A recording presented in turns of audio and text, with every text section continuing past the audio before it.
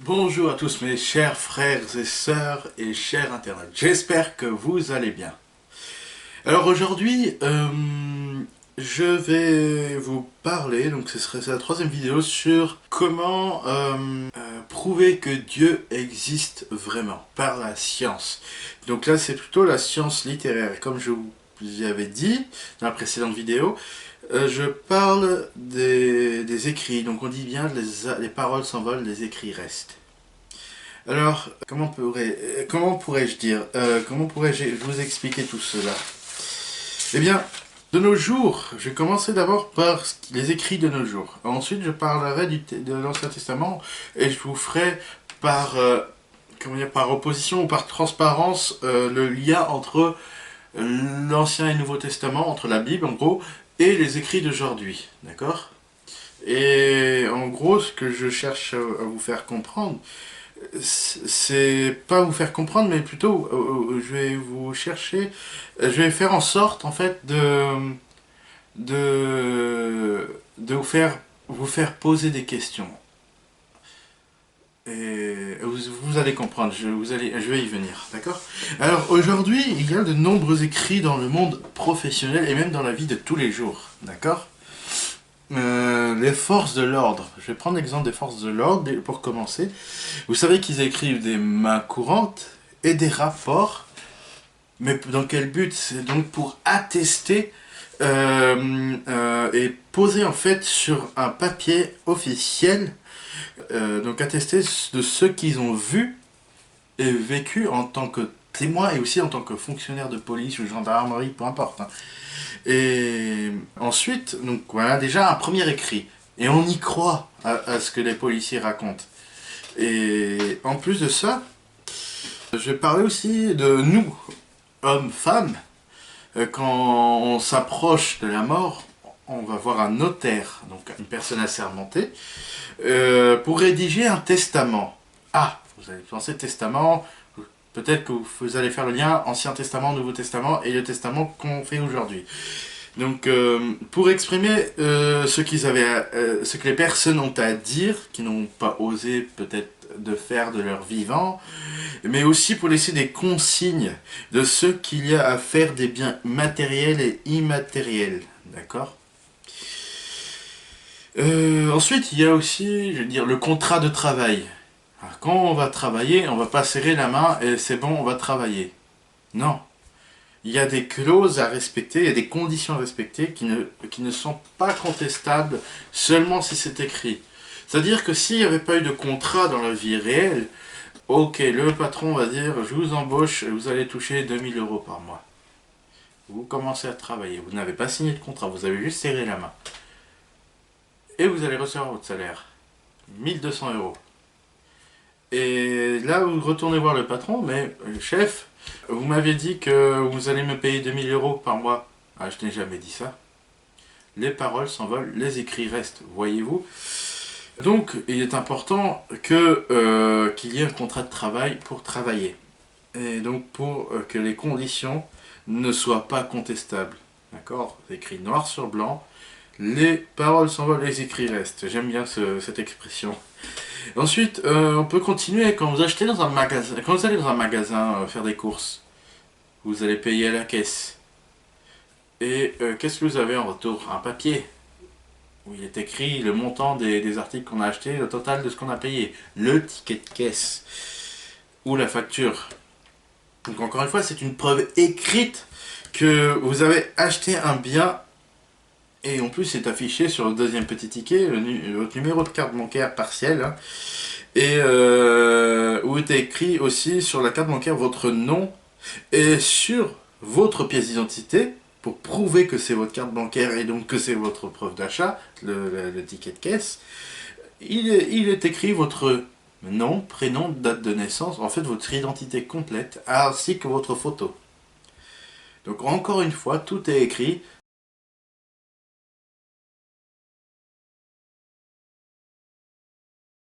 D'accord.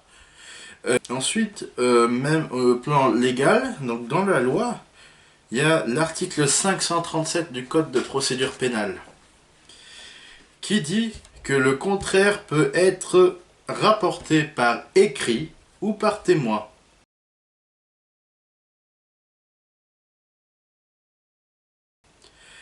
Alors là, je pense que vous allez voir où je veux en venir. Donc, qu'est-ce que c'est donc, en fait, vous croyez donc en tous ces écrits. Normal, vous le vivez. Si vous le vivez, vous y croyez. D'accord? Et je comprends. Mais pour celui qui lit le, comment dire, je prends le rapport de police. Le procureur va lire le rapport de police. Et pourquoi il croit forcément à ce rapport de police? Des fois, il y a des policiers qui n'ont pas de caméra, et des villes, où il n'y a pas de caméra, donc aucune preuve visuelle. Il y a juste un écrit, un rapport. Il le croit parce que c'est un policier assermenté. D'accord? Et qui est l'être le plus assermenté? En tout cas pour moi, l'être, on va dire, le plus assermenté, le plus magnifique, celui qui dira toujours la vérité, c'est Dieu et son Fils Jésus. D'accord? Ensuite, donc vous croyez justement à tout ce qui est écrit par l'homme, mais pas mais pas la Bible. Alors, faut savoir, alors je reprends mon article 537 du Code des procédures pénales, dit bien, je répète, le contraire peut être rapporté par écrit ou par témoin. Donc là, en fait, on va se mettre dans le contexte. Le contraire, c'est en fait, pour moi, les gens qui disent que Dieu n'existe pas, Jésus n'a jamais ressuscité. Or, c'est pas vrai. Parce que le contraire de ça, justement, donc pour prouver que Dieu existe et que Jésus aussi a été ressuscité, le Fils de Dieu, en fait, le contraire est justement rapporté par écrit et par témoin, directement, les deux en même temps. Donc la Bible, en fait, c'est surtout le Nouveau Testament, hein, enfin les deux, l'Ancien et le Nouveau Testament, ce sont en fait, ce n'est pas que des simples, qu'un simple bouquin avec une histoire, avec des histoires. C'est justement en fait la preuve écrite par des témoins que Dieu existe et que Jésus existait, que les miracles ont existé. Voilà. Et donc, même, je vais faire une petite parenthèse. Vous n'avez pas remarqué, pour ceux qui ont lu la Bible, ou ceux qui n'ont pas lu la Bible, vous allez le découvrir si jamais vous êtes intéressé par ça, que tout ce qui est écrit dans la Bible se passe dans nos vies à chacun de nous. Comme par exemple, quand le Saint-Esprit nous donne des dons. Donc des dons, différents dons à chacun, qui soient faits en fait pour l'utilité commune. Ben, c'est pas ce qui est en train de se passer dans la société. On a chacun un métier différent, on a chacun nos spécialisations différentes. Ou comme les médecins. Les médecins, il y a plusieurs spécialités de médecins pour une utilité commune, pour préserver la santé des gens qui nous entourent. Enfin, c'est censé être comme ça, du moins. Alors, je reviens sur les écrits. D'accord? Alors, il faut savoir que la Bible est le livre le plus traduit et le plus copié du monde. Il est traduit dans plus de 2400 langues. Vous vous rendez compte? C'est énorme. C'est énorme. Et donc là, on va carrément aussi rentrer dans tout ce qui est sciences archéologiques. Alors, on peut remarquer qu'on a pu trouver, donc selon le dernier compte, plus de 5700 documents grecs du Nouveau Testament, d'accord? Ensuite, il y a aussi plus de 9000 manuscrits du Nouveau Testament dans d'autres langues, comme en syriaque, en copte, en latin ou en arabe, etc. Et au total, donc en fait, ce sont tous des Bibles complètes, hein, et au total, on trouve plus de 15 000 manuscrits qui sont des Bibles complètes, justement comme je vous le disais. Peut-être que vous ne le savez pas. Il faut savoir aussi que dans le monde antique, il n'y a rien qui s'approche de ce nombre en termes de preuves manuscrites. D'accord? Donc, rien que là, le fait que des personnes ont écrit autant de fois la Bible, c'est peut-être parce qu'ils ont vécu la chose, c'est parce qu'ils ont vu la chose, vécu comment dire, avec Dieu, ont vu Jésus, et donc il y a 500 témoins d'abord, juste après la résurrection du Christ, Mais il y a aussi des gens qui ont vécu. C'est-à-dire, moi par exemple, je n'ai pas vu Jésus-Christ, mais je crois en lui parce que je l'ai senti physiquement. Donc ça, c'est un miracle.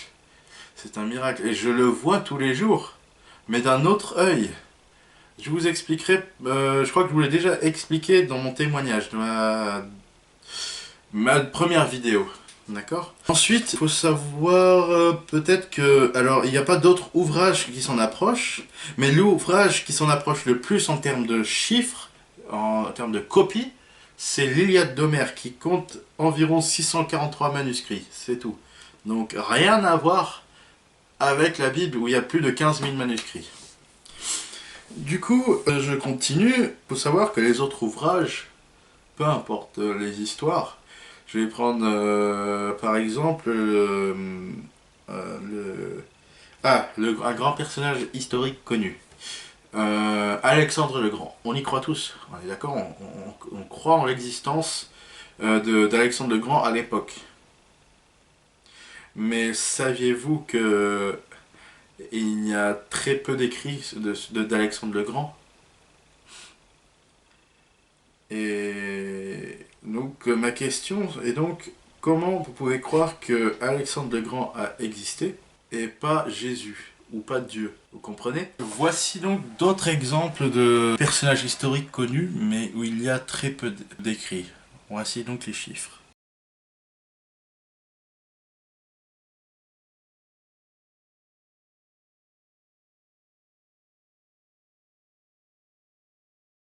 Alors concernant les copies, vous allez me dire en fait c'est pas des copies mais ce sont plusieurs versions de la Bible. Et en fait non, il n'y a pas plusieurs versions. Et s'il n'y a pas plusieurs versions, vous allez me dire il y a beaucoup d'erreurs. Donc il y a exactement, les gens comptent, enfin les chercheurs du moins comptent près de 200 000 erreurs. Mais en fait, non, ce ne sont pas 200 000 erreurs du Nouveau Testament, mais ce sont des lectures variantes. Les lectures variantes, donc dans la grande majorité qui est strictement grammaticale, comme l'orthographe et la ponctuation. Car ces variations sont réparties dans plus de 5000 manuscrits. Et donc la variante orthographique d'un seul mot est présente dans 2000 manuscrits. Et pourtant c'est compté comme 2000 erreurs.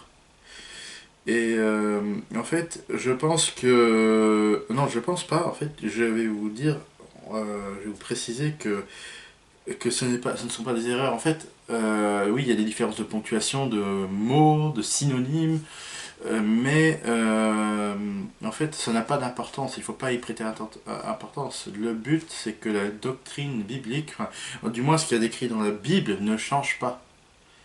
D'accord.